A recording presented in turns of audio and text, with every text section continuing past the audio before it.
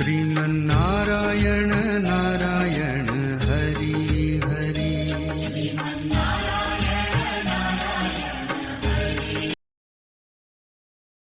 भक्तों, ओम नमो भगवते वासुदेवाय।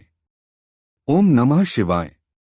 योगिनी एकादशी व्रत कथा का उल्लेख पद्म पुराण के उत्तरखंड में है और प्रत्येक वर्ष 24 एकादशियां होती हैं। उनमें आषाढ़ मास की कृष्ण पक्ष की एकादशी को योगिनी एकादशी कहते हैं। भक्तों, एक बार की बात है, धर्मराज युधिष्ठिर श्री कृष्ण से कहने लगे कि भगवन, मैंने ज्येष्ठ शुक्ल एकादशी के व्रत का महात्म्य सुना, अब कृपया आषाढ़ कृष्ण पक्ष की एकादशी की कथा सुनाइए। इसका नाम व महात्म्य क्या है, यह भी बताइए। श्री कृष्ण कहने लगे कि हे राजन, आषाढ़ कृष्ण पक्ष की एकादशी का नाम योगिनी एकादशी है। इसके व्रत से समस्त पाप नष्ट हो जाते हैं। यह इस लोक में भोग और परलोक में मुक्ति देने वाली है। यह तीनों लोकों में प्रसिद्ध है। मैं तुमसे पुराणों में वर्णन की हुई कथा कहता हूँ, ध्यानपूर्वक सुनो।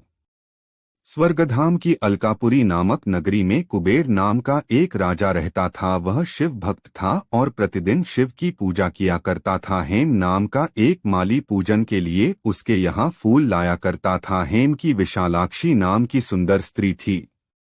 एक दिन वह मानसरोवर से पुष्प तो ले आया, लेकिन कामासक्त होने के कारण वह अपनी स्त्री से हास्य विनोद तथा रमण करने लगा।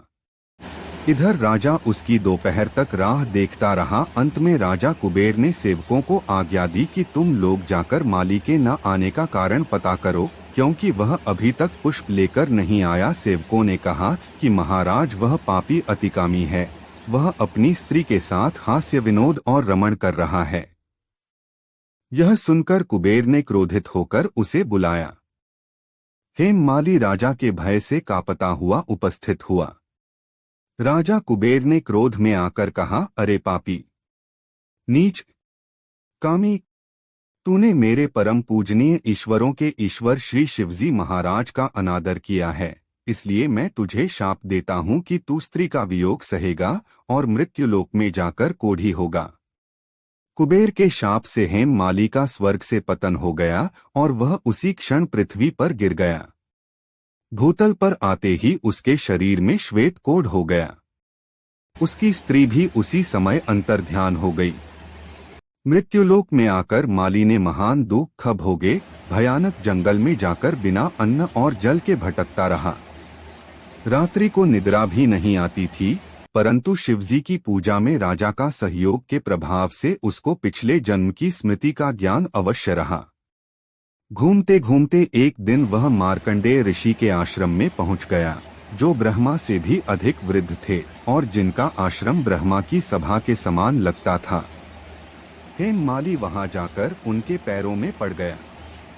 उसे देखकर मार्कंडेय ऋषि बोले, तुमने ऐसा कौन सा पाप किया है जिसके प्रभाव से यह हालत हो गई? हेम माली ने सारा वृत्तांत कह सुनाया।